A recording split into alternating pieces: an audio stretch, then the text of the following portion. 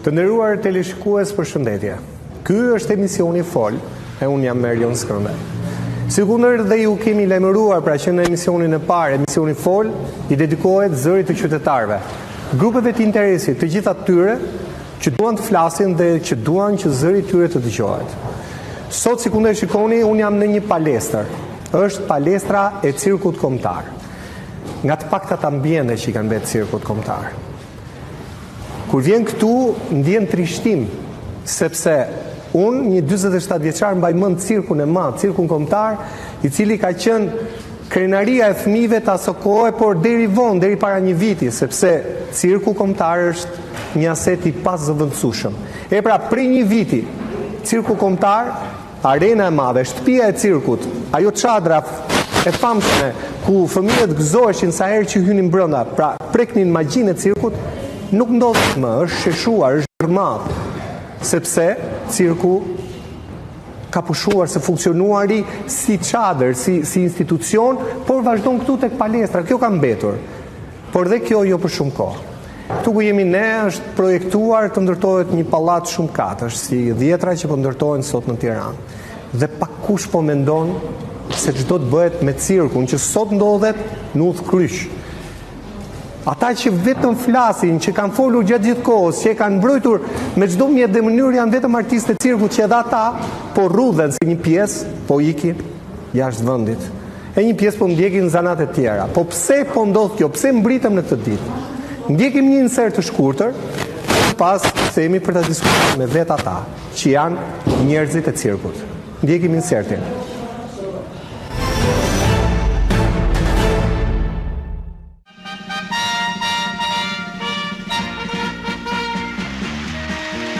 Në nëntor të vitit 1959, qytetarët shqiptar do të preknin për herë të parë magjinë e cirkut Made in Albania, realizimin e një shfaqje të plot cirku, titulluar Shkopi Magjik. Kështu lindi cirku shqiptar. 63 vite më pas, cirku që mban statusin kombëtar ka mbetur pa shtëpi dhe me një staf dramatikisht reduktuar. Kjo pasi prej një viti çadra dhe ambientet e ndihmësve të cirkut kombëtar janë shkatruar nga fadromat e IKMT, ndërsa toka i ka kaluar pronarit që ka fituar gjyqin. Në këtë situatë pa precedent, ku cirku kombëtar ka pushuar thuajse se ekzistuari, artistët e mbetur vijojnë stërvitje në një palestër të huazuar, ku mungojnë kushtet më minimale të punës deri tek tualetet, ndërsa akrobacit shfaqen ku të mundin, në trotuare, sheshe, palestra shkollash, apo në skenat e qendrave kulturore në rrethe. Vështirësitë e shumta, mungesa e infrastrukturës dhe financimit, pagat e ulta dhe trajtimi jo i denj artistëve shoqëruar nga heshtja e shtetit e kanë vënë cirkun kombëtar në një udhkryq për ekzistencën e tij.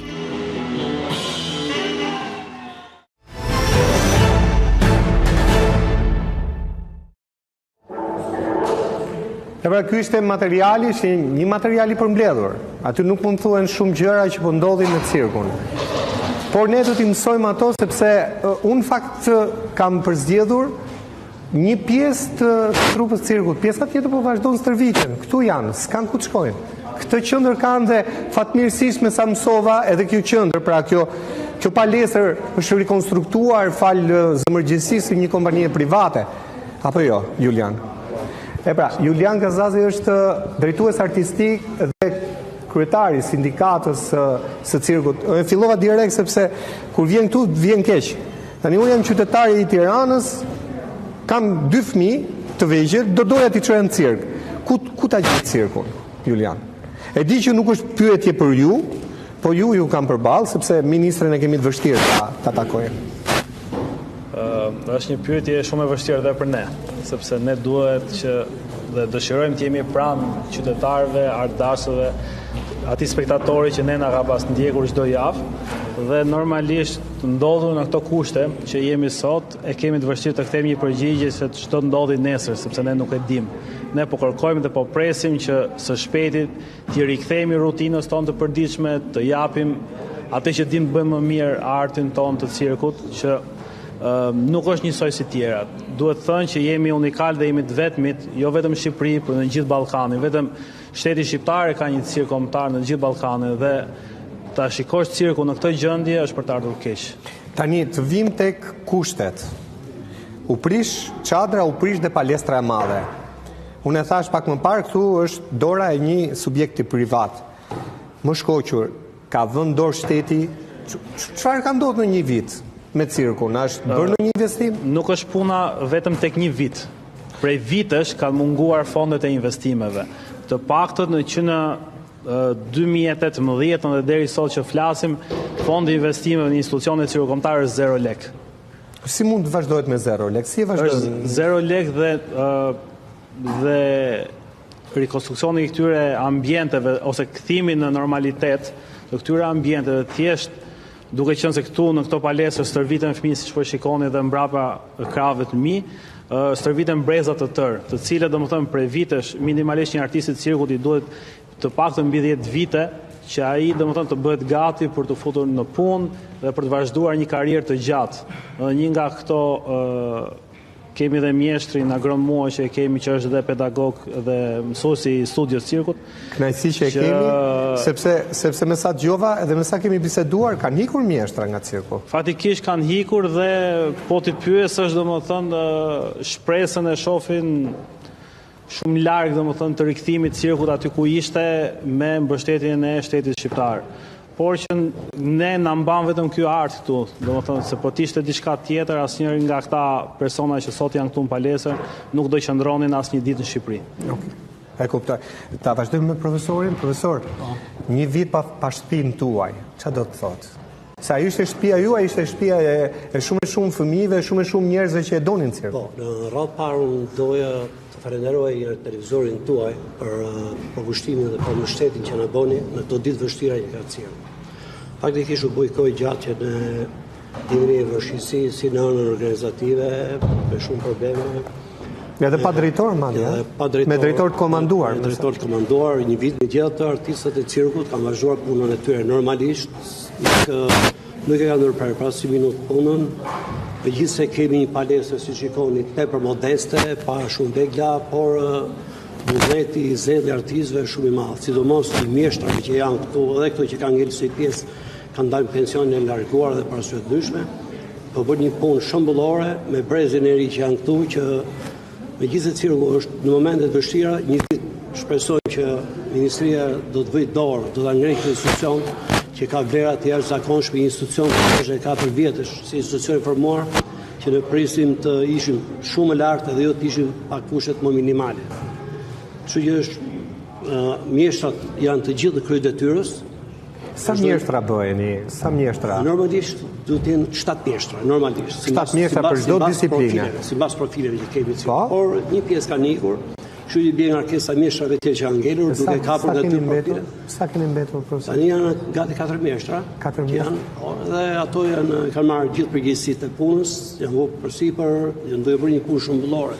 Me prezin e ri, duke marrë patronazh, duke zhvilluar të gjithë profilet e mbetura mbrapa dore, sepse largimi i mjeshtrave influencon edhe në pjesëmarrjen e profileve.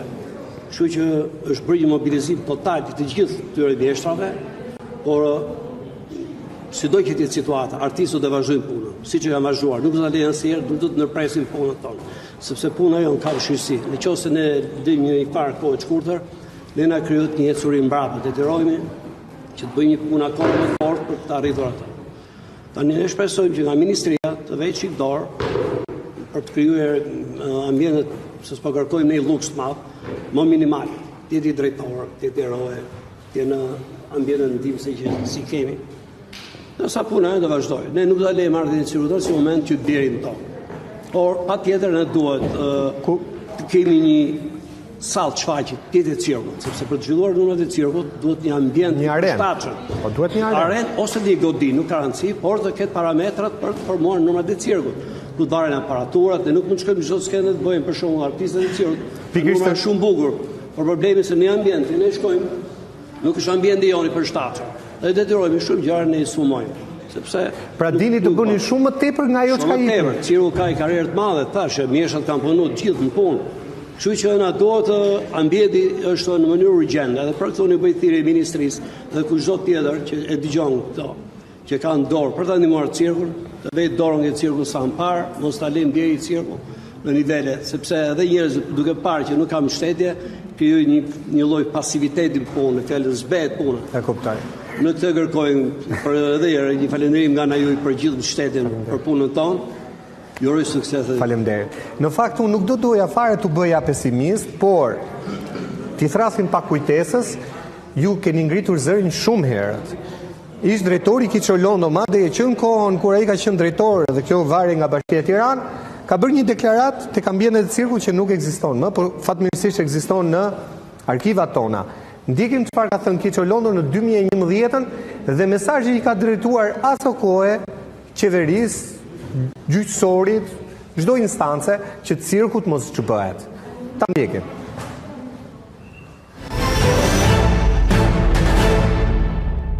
Jemi mbledhur për herë të dytë në këtë arenë për t'i drejtuar një apel të gjithë njerëzve që e duan cirkun. Qofshin këta fëmijë, qofshin drejtues lokal, qofshin drejtues qendror, qofshin gjyqtar apo avokat, të mos bëjnë gabimin e pafalshëm që të hynë në analet e historisë me një shkatrim.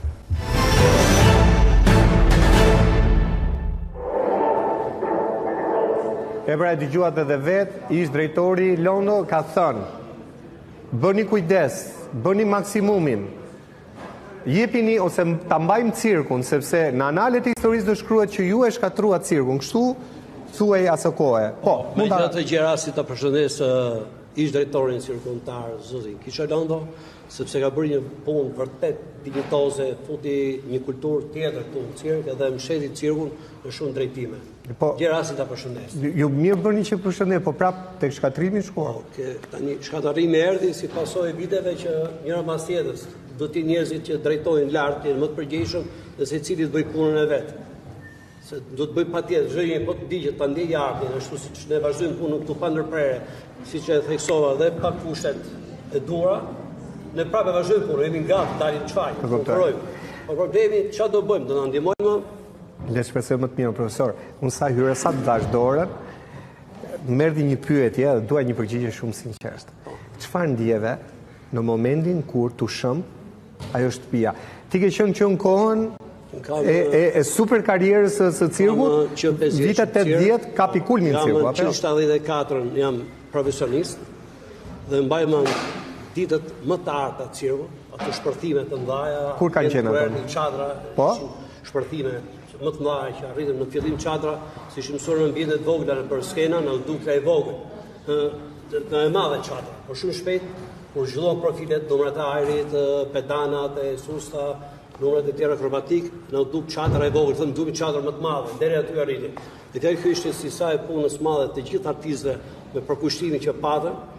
Tani prishja e saj ishte një shokim. Ti ishe brenda? Unë isha dhe në mbledhjen e fundit që u bë.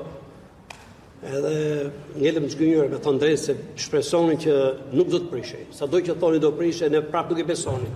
Se nuk besonin çdo vit puna deri ke prishej një arti kaq të bukur, kaq dinjitos, kaq të vështirë dhe i ngritur me kaq shumë mundime. Dhe është një art që do shumë kohë për të zhvilluar, që ose ky brez do ndërpresi këto punë për të krijuar një cirk nga para, duhet vite, shumë vite. Për të arritur rezultate. Është pamundur. Cirku është një art, sport, i gjithë moshave, i gjithë grupeve që frekuentohet në mënyrë masive nga gjithë. Por problemi është dumat mbështetjen. Siç ta ka mbështetur spektatori gjithë kohës, në dorë trokitje, arena plot, saqë ne kishim raste në hynin deri ke rrethi brenda arenës, kur bënim numrat kishim frikë mos pritet edhe spektatorët deri aty arrinin. Pastaj kishte edhe një aktivitet të gjerë në përrethët e gjithë Shqipërisë. Nuk e vinon rreth Shqipërisë pa shku, e duke ne edhe nga një muaj në turne me çadrën. Frekuentimi është i shkëlqyer. Dhe tani vim në këto ditë që nuk e kishim menduar asnjëherë që do vinë këto pikat. Keqardhje e madhe. Prisha çadrës ishte i shokim. Kjo ka influencuar edhe ke një pjesë e artistave që kanë rënë pesimizëm, por janë prapë përkushtuar për të punuar. Shpresoj që bëhet diçka për cirkun. Edhe ju edhe herë shumë faleminderit për mbështetjen. Faleminderit profesor. T'jap një vajzë në fillim. Atëherë si quheni? Loredana. Loredana, sa vjeç je? Unë Unë jam 25 dhe kam 20 vite pjesë e cirkut kombëtar. Që 5 vjeçe? Që 5 vjeç. Me këto rrethet? Jo, në Apo... fakt profili im është profili i ajrit, por në kushtet që jemi nuk kemi mundësi që varim diçka ose jemi me kushte primitive. A ndikon kjo në aftësitë tua, në zbejet të tyre, se ku nuk e praktikon? Paka shumë po, pavarësisht se mundohemi që të plotësojmë profile të tjera, po është mungesë e madhe. Ti ke lidh jetën me artin. 5 vjeçe e kishe çadrën. E kisha. Po tani që se ke çadrën? Tani janë gjithë ato vitet e humbura. Në momentin që është shëmbur çadra, të kujtohen gjithë vitet që ke punuar aty. Edhe është diçka shumë e keqe. Shumë e keqe. E përjeton në familje, e bëni bisedët? Shumë, gjithmonë, sidomos mami që gjithmonë, domethënë, ka investuar shumë tek unë. Edhe ti e re, unë kam përshtypjen që të rinjt i kërkon bota jashtë. Të rinjt e kualifikuar, ka ndonjë, le të them kolegu yt që me të njëjtën moshë ka ikur? Kanë ikur shumë, po... Shumë, Shumë kanë ikur. Sa mund keni ikur shumë? Se sa veta jeni? Po, deri tani 10 veta. 10 veta kanë ikur. 10 veta. Ku kanë ikur kryesisht? Po, në vendet ndryshme, Gjermani, Angli. Atje në profesion apo ka ndruar profesion? Po. Në profesion. Profesion. Pra Gjermania mi që ka merr mjekët edhe të tjerët? Në merr artistët. Ua. E Është të mërshme, po. Ti e ke menduar ndonjëherë? Me këtë kohë që ka ardhur dhe mendojmë, pavarësisht se punojmë shumë, po. Prap je shqiptare. Prap. Puro. Jetojmë me shpresë. Le të shpresojmë deri në fund ta vazhdojmë me zonjë. Përshëndetje, ju falenderoj për zemërsisht që të paktën erdhët në këto ditë të vështira, nga më të vështira të cirkut kombëtar. Nuk e kemi parë kurrë në këtë gjendje. Është detyrimi ynë, edhe emisioni ka fol. Pikërisht, ka ardhur momenti. Fjalën nuk na e kap dot njëri, pra nuk na e robrojnë dot. Fjala na ka mbetur. Ndaj edhe ne erdhëm këtu që ju të flisni. Si e ndjen veten? Unë jam mjeshtre, kam 30 ca vite punë. 30 vite. Po. Gjithashtu kam dhe vajzën, që është brezi i ri, edhe ajo ka të paktën 12 vjet, që është artiste, por që gjithçka që kam mësuar deri tashmë s'ka kur ta shpalosi. S'ka. Do të thënë vajza ka një profil që nuk e bën dot këtu? Jo, profilin e ajrit ka dhe ajo. Edhe vajza profilin e ajrit. Po mi si ja bëjmë profili i ajrit tani? Se ne kemi parë. Po mundohemi të zbresim në tokë. Në tokë. Të bëjmë ushtrimet që janë të përshtatshme. Edhe siç pyete Loredano, na ka shumë artist, unë po mendoj që së shumë shpejt ta nis edhe vajzën, sepse këtu është pa të ardhur. Gjithë këto vite mund Po mirë, ka ndonjë sinjal nga ministria? Jo, pikërisht se s'ka asgjë nga ministria dhe gjithçka çka ka bërë deri tani, një vit që ne të paktën jemi jashtë, se kjo është një palestër, por thjesht është për punën që ne bëjmë të përditshme, ama për shfaqje nuk është dhe askush nuk jep një përgjigje. Artistë që largohen. Të investosh kaq vite sa ke investuar është, nuk e di, gjithë jeta jote, gjithë karriera. Jeta jonë, dhe pyet edhe profesorin çfarë, ka qenë shumë e dhimbshme.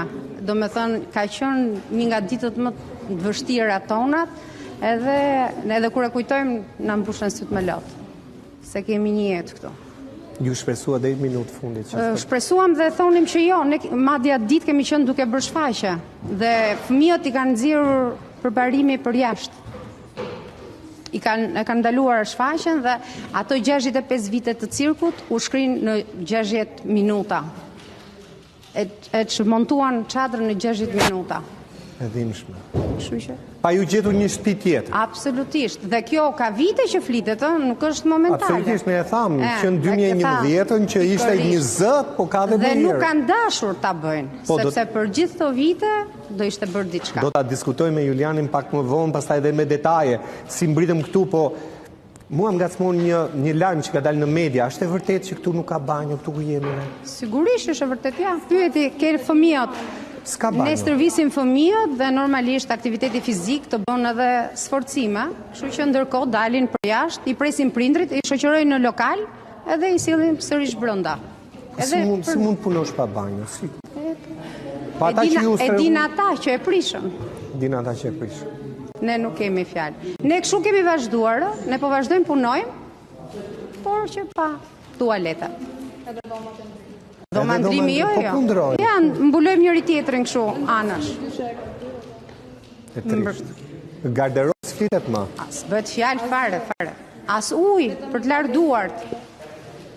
Fare. Cirku kombëtar. Cirku kombëtar. Shumë e trisht. Do vazhdoj me profesorin A e ka më këtë emër, nuk e dim. Unë e di që e ka.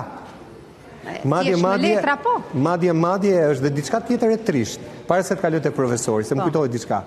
A e dini që në Tiranë, qytetarët e Tiranës e dinë që vazhdon cirku të jetë tek bulevardi Zogu i Parë, aty ku është shumë e dhimbshme, të pyesësh sot qytetar, edhe të rinj nuk para flasin, por të vjetrit ndalojnë dhe thonë, po, cirku aty ku ka qenë është.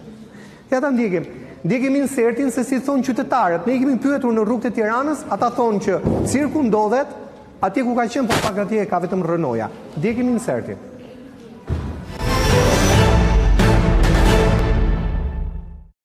Keni djeni se ku është cirku i Tiranës?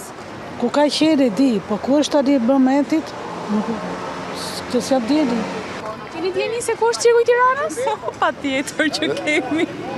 Jo, e dim ku ishte, nuk e dim ku është. Tani nuk e di, sepse s'jam i vogël më. Kam shku kur kam qenë i vogël dhe kur ishim fëmijët të vegjël. Fëmijët tanë tashmë janë të rritur, kështu që ne i kemi pasquar 10 vjet ishte atje ku ka qenë. Ke bulevardi Zogu i Parë. A keni djeni se ku ndodhet cirku i Tiranës? Po e di. Te bulevardi Zogu i Parë. Cila ka qenë hera e fundit që keni shkuar vetë në cirk ose keni çuar niprit apo mbesa? Po s'kam çuar asnjë vetëm se kum pas punuar të afër. Bashkia çka ka dhe me bo pallate. Me zonë venet e gjelbrimit e gjitha, se për ata së ty Romania, as lart as bashkive, as kuj. Kur isha në moshën e mbesës time, e kam ndjek pafundësisht, ishte çdo e diel në cirk. Ishte mblidheshim fëmijët, ishim të organizuar vetë ne me në i prind që na shoqëronte. Edhe tash ti e di e çoj dhe mbesën, po rradh. Kur ka qenë hera e fundit që e keni çuar, dhe është akoma aty cirku apo? Hera e fundit është para 5 vjetëve dhe nuk e di në ekziston më ai cirk.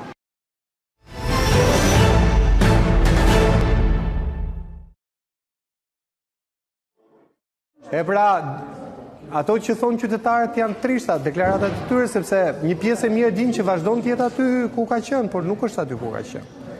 Një pjesë e din, sa e kanë parë dhe live teksa prishet çadra. Ne edhe pak më parë treguam se si 25 tetorin e vitit kaluar ndodhi ngjarja e rëndë. Pra, u shëm pa u ndërtuar një cirk tjetër. Unë do vazhdoj me profesorin tjetër, emri juaj, ju lutem? Mulian Xhani. Unë kam filluar dhënë në ato kota arta që thot profesori në 86 në cirkun, bëra gjithë të edhe unë ju falenderoj shumë se kemi nevojë për çdo dritare që shprehim anketha zërin tonë. Tu është domosdoshmë në kushtet çfarë themi, s'ke çfarë thu. Duket si të egzageruara, por janë të vërteta. Flasim për sakrificën e artistit që bën. Domosdoshmë ka ardhur kulmi që artisti të mbrojë një pronë kombëtare. Po, ky nuk është cirku jon, ne punëtor. Ky është cirku i gjithë Shqipërisë. Ne kemi luftuar për mbarimin, kemi luftuar me policinë. E mbrojtëm cirkun në 97-ën. Ishim këtu për të Ne kemi bërë çdo gjë, e mba pasionin, e mba zemrën, e mba jeta që kemi marrë. Pikërisht të doja të të pyesja, sepse tani po thonë të gjitha, pa shtëpi, po, sa i keni rrogë? Të më ndjeni për këtë pyetje direkte, po jetojmë në krizë. Edhe rroga është kryesorja, që ju të vazhdoni përpara. Po, rroga është rrogë qesharake, ne marrim 60.000 lekë. 600.000 lekë. Tani, 600.000 lekë të vini jetën në rrezik?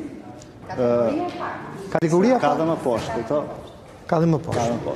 Mua më kanë thënë ju keni pas dhe aksidente. Pra kjo është një punë e rrezikshme. Kjo është punë shumë e rrezikshme se kjo është punë live. Qoftë një këngëtar, fut kasetën edhe këndon, kurse ti do performosh live. Ti je përballë me rrezikun. Çdo gjë është live. Tani, me rrogë tulet, në këto kushte, pa kushte, pa banjë, si vazhdoni përpara? Prandaj e them që është pasioni, është zemra dhe jeta që kena avutur në social. Kemi investuar jetën. Po të marrësh një fëmijë që do shumë vite të bëhet akrobat, ai ka investuar te ajo. Familja e tij ka investuar që ka sjellë për ditë ajo. Edhe ai ka hudhur të ardhmen të ky lloj arti. Dhe vjen një kohë, me të rënë të lapsit, ikë jeta çdo. E dhimbshme.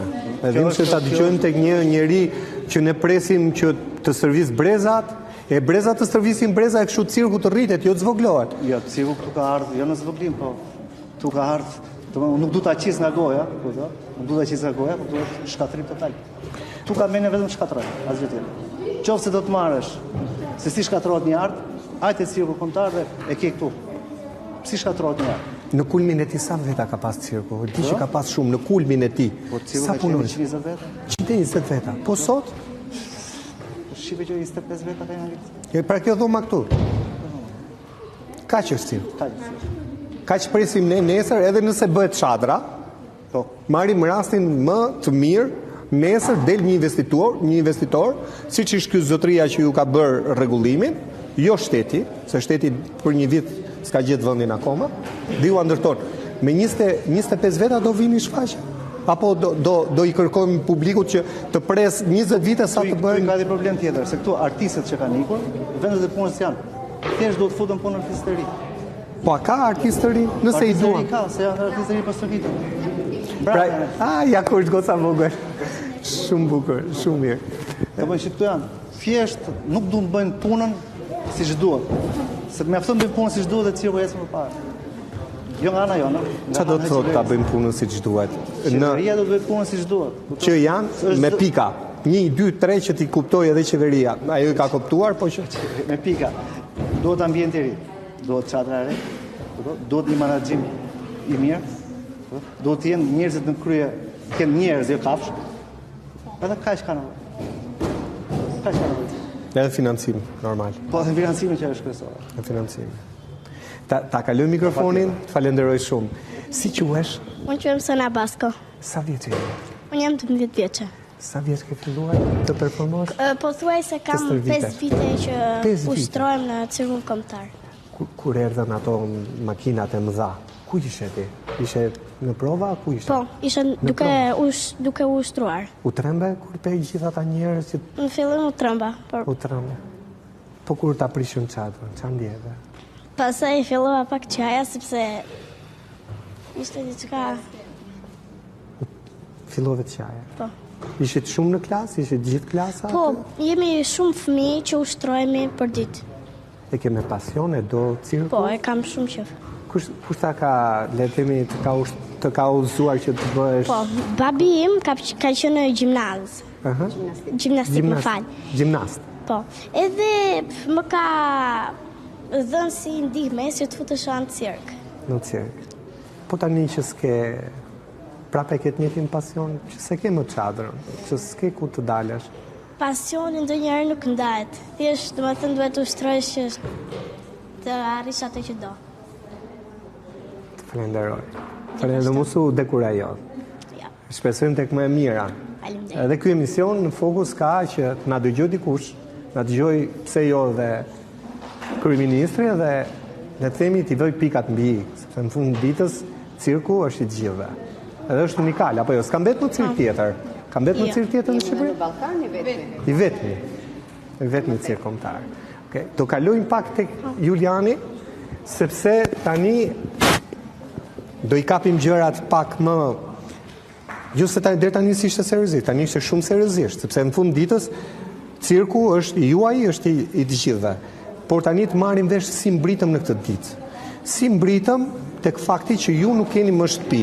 Kaq vështirë kishte shteti ta shpronësonte pronarin apo t'u gjende një vend tjetër? Është një histori shumë e gjatë. Sa më shkurt, sa më koncisi Në të gjithë pjesën e marrjes të këtyre ambienteve, që për mendimin tim dhe shteti u bë palë. U bë palë me kë? U bë palë me ndërtuesin. Me ndërtuesin dhe pseudopronarin. Pse thoni pseudo? Nuk është pseudopronar sepse pronari që e ka marrë këtë lloj prone nuk është pronari real I pronës. Pa e ka bler? Apo... E ka bler, po ishte një person që ka bler një pronë e cila ishte e njohur, nuk ishte kthyer në pronësi, dhe sipas ligjit aktual, pronat cilat ushtrojnë aktivitetet social-kulturore, institucionet, nuk I kthehet pronarit. A I keni fjalën ja kthyen pronarit? Edhe pse sipër ishte sipër, domethënë vazhdoi aktivitetin të pandërprer për 63 vitesh cirku kombëtar. Atëherë kjo është shkelja e parë. Shkelja parë e konsumuar dhe për cilën shteti heshti. Dhe shteti heshti sepse realisht duke qenë persona me pushtet, arritën domethënë që të ndërhyjnë tek gjyqësori dhe kjo punë të marrë formën e prerë. Jo vetëm ata ndërhyrje ke gjyqësori, por në bashkëpunim dhe me Ministrinë e Kulturës, që tashmë është në detyrë. Sepse po thua që ka pas edhe Ministria gisht tek shkatrimi? Faktikisht me fakte dhe me të gjitha argumentimet që ne kemi shprehur nëpër media, ne kemi shprehur që Ministria e Kulturës e ka shitur pronën e Cirkut Kombëtar. E ka shitur. Kjo ministria apo ministria e dikurshme?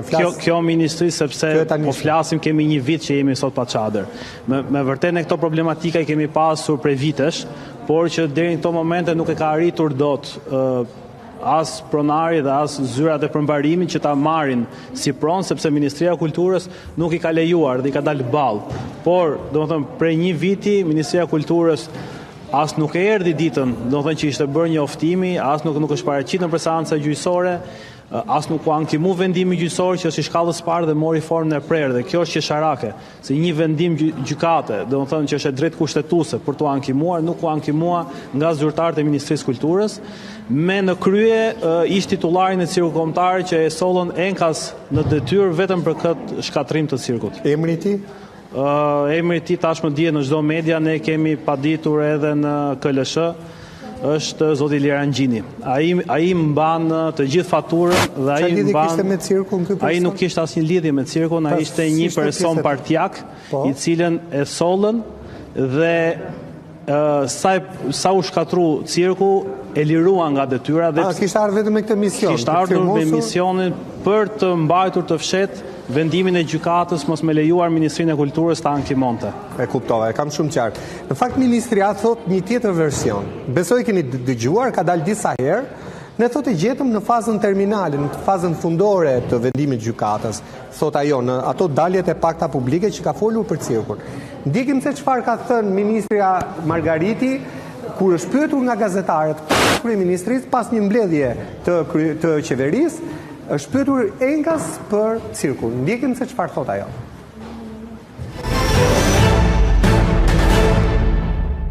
Artistët pikë së pari është parë në mënyrë konkrete disa aspekte. Është një aspekt i vjetër ligjor, të cilën ju tashmë e njihni, janë vendime të gjykatës dhe të përmbarimit që kishin hyrë në fazën e ekzekutimit final dhe për cilën ne kemi gjetur për shumë kohë dakordsinë midis palëve.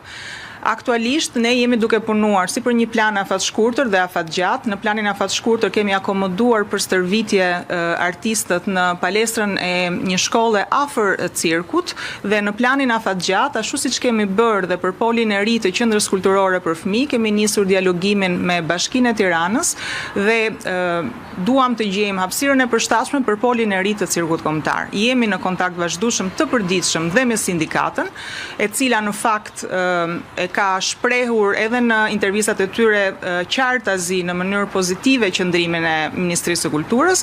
Janë aspekte sa ekonomike, ligjore edhe administrative, po të cilat janë adresuar të gjitha.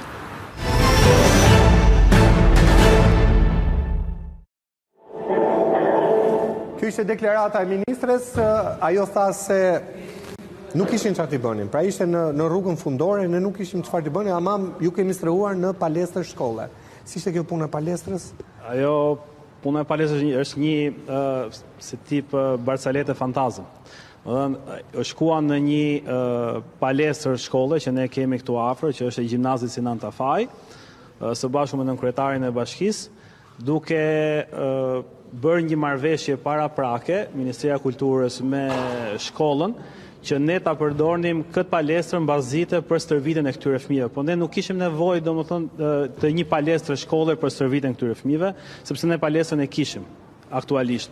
Ne kishim nevojë për një mbështetje për të investuar në ambiente që kemi, të paktën me tualete, që cilën këto ambiente që kemi, ose më saktë që deri kur do i kemi ne nuk i dim, të paktën të kishim minimumin, të kishim tualetet, që fëmijët mos të dalin jashtë ambienteve për cilën po afronte dimri tani dhe normalisht të dalësh me djerë si stërvitur nga palestra, të dalësh jashtë dhe të futesh prap brenda për bën një lloj edhe kontraktim të muskujve, duhet fillosh nxemjen përpara edhe një herë tjetër. Kështu që ajo deklarati ishte thjesht sa për të hedhur syve të qytetarëve që ne nuk po e lëmë shirfatit cirku, po i gjejmë një ambient. Ajo ambient e cila nuk u përdor dhe që në ditën që është deklaruar nga ministrja, sindikata e cirku nuk ka qenë pjesë dhe ka kundërshtuar një veprim të tillë. Ajo kemi biseduar, kemi bashkëpunuar. Nuk ka biseduar për ambientin. Po thot një të pavërtet. Po thot një të pavërtet sepse aty ne nuk kemi qenë pjesë. Siç e shikoni edhe me pamjet, asnjë nga ne pjesë të artistëve të cirku apo drejtuesit e cirkut të sindikatës nuk kanë qenë pjesë në atë takim, sepse kemi kundërshtuar për faktin sepse gjimnazi është me 2 turne.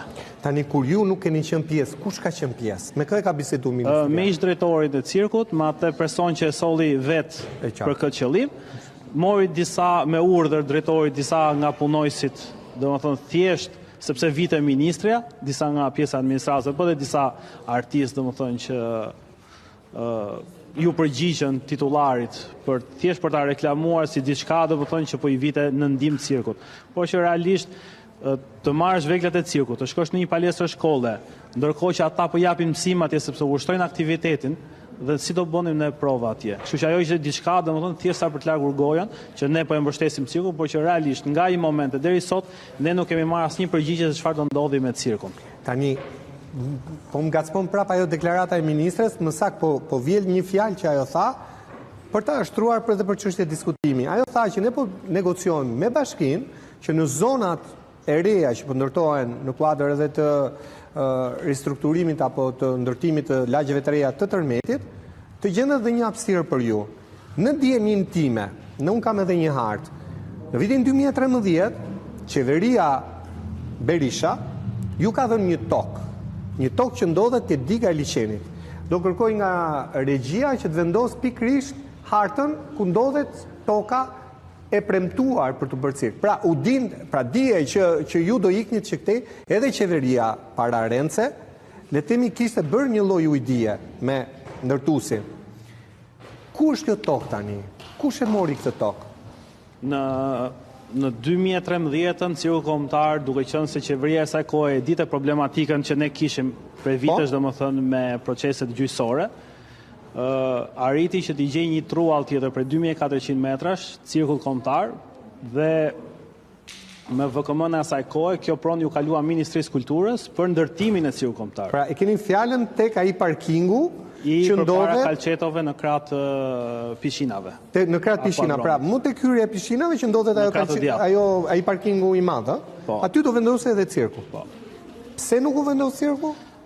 Mbas ndërimit të pushteteve, normalisht Ministri Kulture në asaj kohë zonja Mirela Kumbaro nuk gjeti gjuhën e përbashkët me pronarin e truallit, i cili në atë kohë domethënë propozoi dhe një projekt për cirkun dhe një donacion që do bënte në atë kohë për cirkun e ri. Pronari i truallit Tuku Jemi. Po, ai që do ndërtoi atë Gradaçela. Po.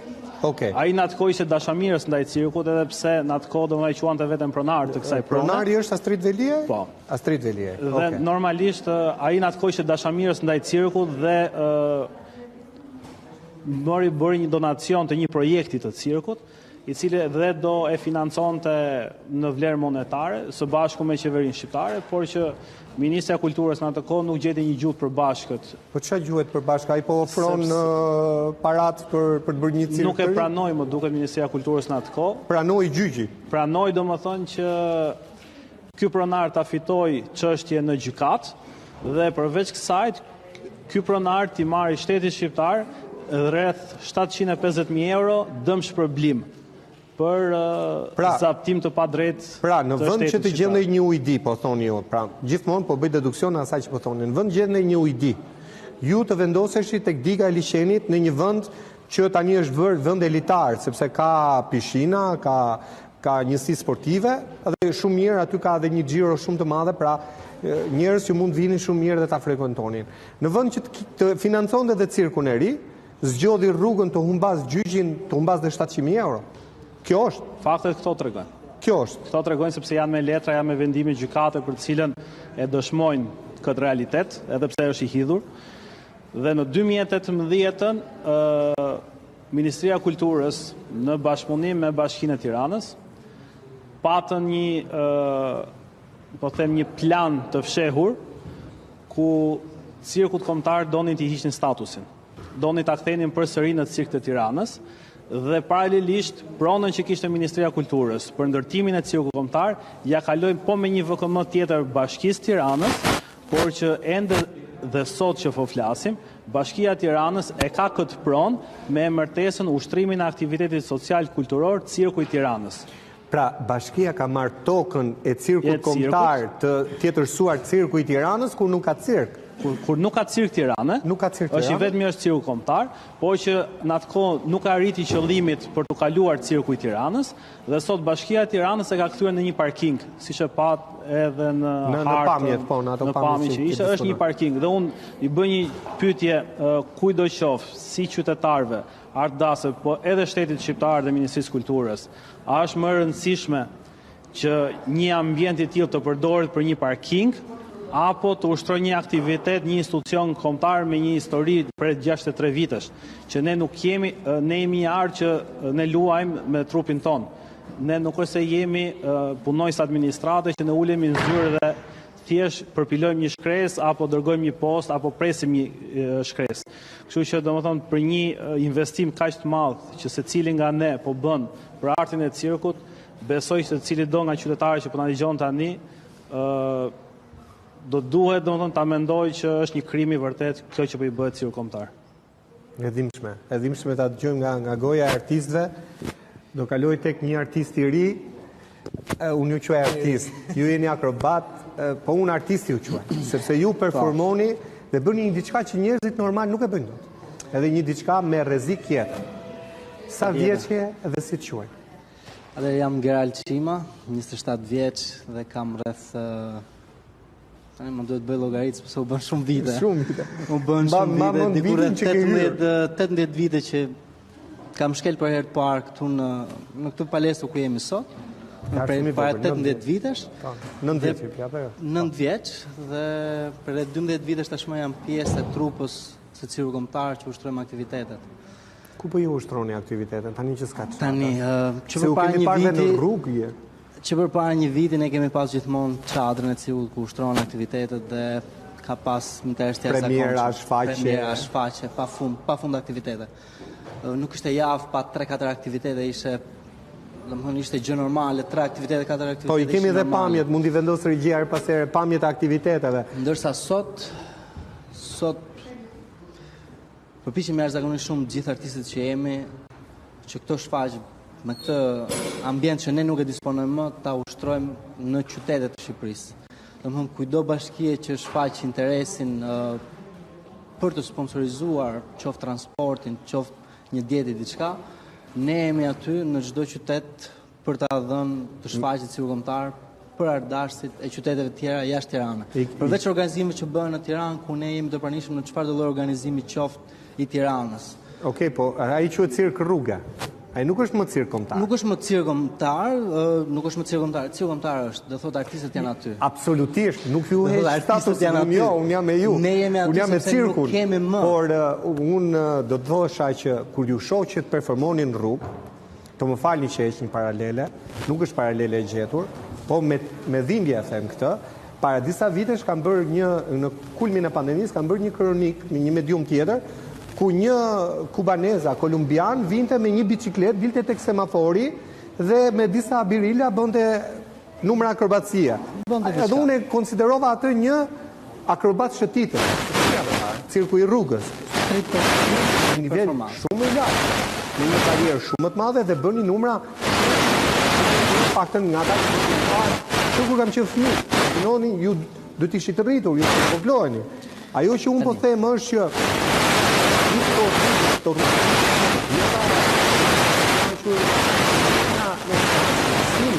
i punë ju po mirë që po ne hapim vaj në Shkodër, nuk e di po është kjo ajo për je stërvitë mendoj që kur u futen në këtë kur trokitet është puna që do bëje. Kjo është një pjesë e punës realisht, sepse dhe titulli kombëtar nuk është i pozicionuar vetëm në Tiranë. Titulli kombëtar është duhet të jemi në çdo qytet të Shqipërisë pavarësisht në kushteve që nuk realizohen, por të qenë pranishëm dhe në një qytet tjetër.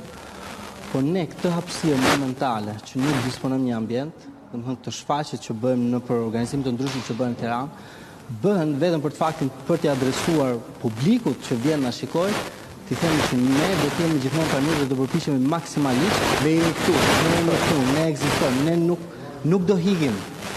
Derisa të gjejmë një zgjidhje, një dashamirësi që ta çojmë përpara këtë punë. Ti ke besim, ke shpresë? Unë patjetër që kam shpresë, mos të kisha shpresë nuk do isha sot këtu.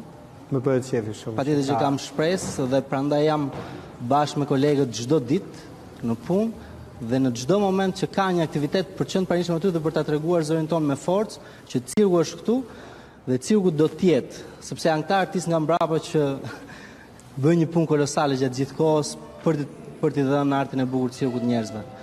Ne japim gjithmonë mesazh në çdo shfaqje, sidomos pas çadrës ushem, ne i them njerëzve që kërkojmë gjithmonë mbështetjen e tyre.